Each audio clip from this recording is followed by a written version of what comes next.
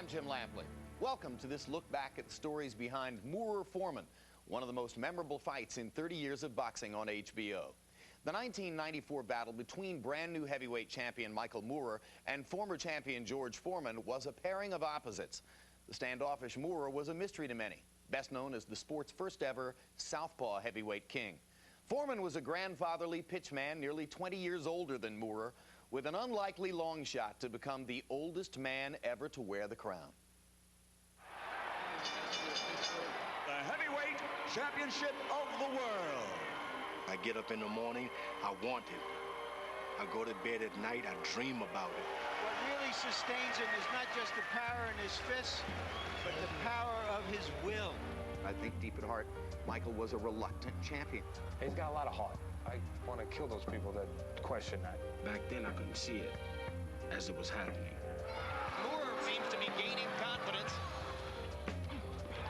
Teddy always taught me, if you're a complete fighter, you're able to fight anybody at any time. He's a 45-year-old man in a young man's game. George could break ribs with punches. Starting to get the Moorer's respect. George has sweatshirts older than Moorer. Other than being boxers, there was nothing in common at all. In 1988, Michael Moorer arrived at the Kronk Gym in Detroit, a program unparalleled in the production of champion boxers. A small-town kid from Monessen, Pennsylvania, Moorer quickly adapted to his new surroundings. When you fought inside the gym, you gained a lot of notoriety, recognition on what you did in the ring. And I kicked a lot of ass in there. We turned him professionally in March of 1988, and in December of 1988, on nationwide television, he was the new light heavyweight championship of the world. Just putting Hassan away as the referee Grable steps between, and he has called it. Manuel promoted him as the next Tommy Hearns, and so from day one, he was under a lot of pressure.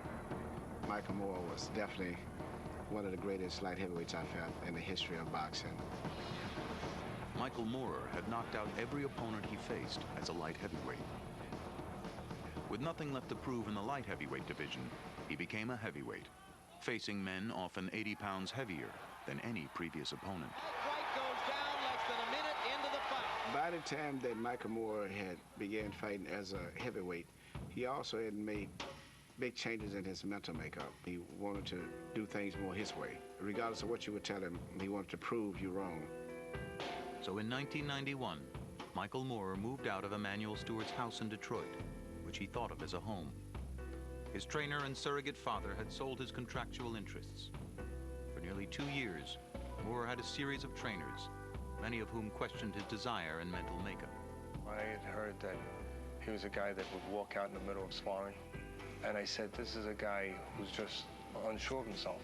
In 1993, Moorer's manager, John Davamos, hired trainer Teddy Atlas, whose reputation was of a tough-loving disciplinarian. He would push me, and I'd push him right back. He wasn't taking any shit, neither was I. He had been abandoned by a father.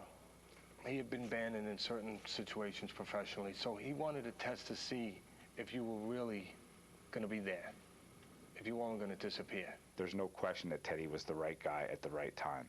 He was my trainer, and he was also my friend, a person who taught me a lot. I love Teddy. I'm sure he feels the same way about me. He won't say it, because that's that tough guy image.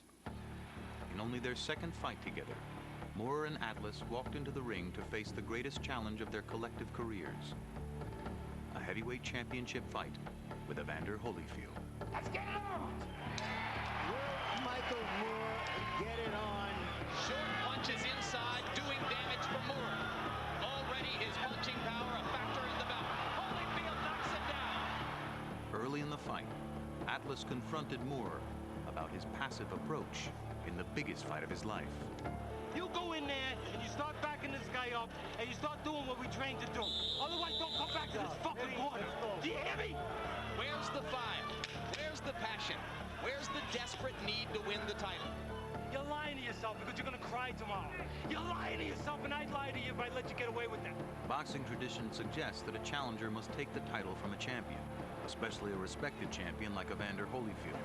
Atlas worried Moorer wasn't doing enough. There comes a time in a man's life when he makes makes a decision to just live, survive, or he wants to win. You're doing just enough to keep him off you and hope he leaves you alone. Can Moore win a championship this way? Does he have to show some passion and make something happen? Or can he just go along trying to win each round? You want me to change places with you? You're blowing it. You're blowing it. You're satisfied just to do enough to keep him off you. You can't do that now. In this world, we can't do that all the time. You heard it. That's as good as anybody can say it. As the fight progressed, Moore began to heed Atlas's instructions, went after Holyfield. To many, it seemed Teddy Atlas willed Michael Moore to victory. They made him the star, but I was the fighter who brought that out in him. One last assault from the challenger. And the heavyweight champion of the world. Was there anything in particular that he said that rung a bell? When he said this is the one opportunity in a lifetime, you've got 12 minutes to go? He told me this is for my son, and I pushed hard for my son. In addition to the credit given to Teddy Atlas, the legitimacy of Moore's victory was called into question by rumors surrounding the health of Evander Holyfield. Evander went to the hospital to have his eye sutured. At that point, he developed some shortness of breath, he got some fluid in his lungs, and there appeared to be an obvious problem with his heart. The circumstances involving Evander Holyfield after the fight were so unfair for Michael because it made his victory almost shallow. They took away from me winning the championship and focused it on him having a heart attack, so-called heart attack. Coming off the Holyfield win, he felt like he had something to prove. George Foreman also had something to prove. As a young man, Foreman was regarded as one of the sport's most brutal contenders. He's not normal. He was never normal.